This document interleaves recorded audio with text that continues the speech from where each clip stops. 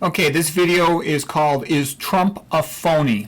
And this painting right here is of the Emperor Nero. And the Emperor Nero wanted some more space in Rome. So there's the Emperor Nero. He wanted some more space in Rome to build some buildings, including a tribute to himself. And so he started a fire to clear out some space in Rome, burned down a whole bunch of buildings, and then he needed somebody to blame it on, so he blamed it on the Christians. And Nero would put the Christians, and he would burn them as torches. So this painting is called Nero's Torches, Christians Set on Fire by Henryk Siemiradzki, 1876. So anyways, what this talk is about, let's go to the next slide. Is Trump a phony? There's a quote by Anthony Weldon: "Fool me once, shame on you. Fool me twice, shame on me." So, Trump had his chance. He was in office. He had plenty of time, and he did not build a wall on the southern border. He had tons of excuses, and he didn't do it. He didn't do what he was elected to do. He did not prevent internet censorship. He really didn't do that much. At least he didn't ruin the economy and make the border wide open like the current group has done. He didn't give billions and billions of our money to an erotic dancer in Ukraine who persecutes Christian monks.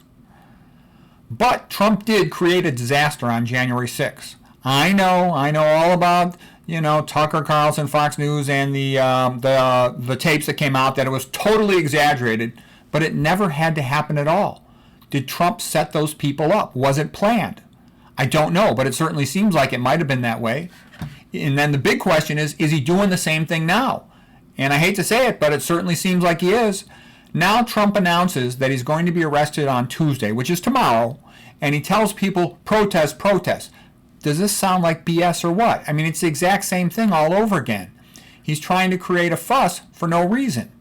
He supposedly gave hush money for a concubine lady. Okay, supposedly that's what happened. Who cares? Nobody cares. And they're going to obviously let him out right away on bail, but there's going to be a big drama created, and then what's going to happen. I mean, what could be more obvious than this? The Democrats are going to try to make this an inciting event for their dream come true, an American communist revolution. There's going to be a protest about Trump. They're going to make it some big drama, whatever they do, and then there's going to be a false flag event, and something bad's going to happen, something violent, and then they're going to blame it on Christians, okay? And that Trump knows this is going to happen. He's not stupid. He's a brilliant guy, and he's telling people to protest, so it's almost like he wants it to happen. I mean, this is ridiculous. And then what's going to happen? They're going to blame it on Christians, and then there's going to be a major persecution of Christians. It's obvious. There's almost nothing more obvious than this in politics. The whole event is a phony pretext to go after Christians. What's happening is there's more and more spots where there's at least a little bit of free speech on the internet, like Rumble and Twitter and Truth Social and TikTok. That's why they want to block those platforms, because they don't want the public to wake up and have a reality sense of what's going on, that America is being transformed into a communist country with all this stuff like, electric cars bullshit, and with 15-minute cities BS. Everybody's all crowded together. You can fly chemtrails of aluminum over their heads conveniently. I mean, it's all ridiculous, okay? Silicon Valley Bank has a problem. It's bailed out right away within a day or two, whereas when there's a big problem in Ohio, those poor people are ignored for a long time.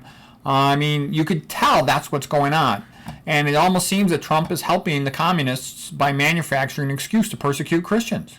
Okay, I mean, if only the Republicans had some good candidates, people like Jim Jordan or Kerry Lake or other ones that would actually try to help the regular people. And I know there's a lot of people who like Trump, but I'm sorry, it's like twice in a row he's doing the same type of thing, creating a disaster for this country. And just like Nero, the Rome emperor, he blamed the fire in Rome on the Christians. Biden, who's like the modern Nero puppet who fiddles while Rome, America burns, it's obvious he's going to blame this on the Christians, okay? He already gave a speech, that was along those lines. They've already been doing that sort of thing to the Christians. Tyrants hate Christians because it's harder to make them into slaves, because the Christians have a God. They pray to their God, and they want their God to be above all the rulers, whoever they might be. Tyrants don't want people who pray to a God that's above them. They want obedient slaves. They want to handle the public like a bunch of farm animals.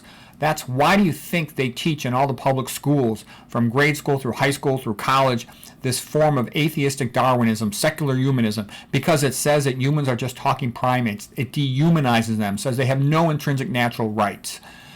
And, it's been this way. Tyrants have been this way since the beginning of time. They just want a bunch of slaves. And unfortunately, it looks like America's going in that direction. Hopefully it's not. So my advice would be stay as far away from this as you can. And hopefully nothing's going to happen. I mean, this is real sad. This is a disaster for America.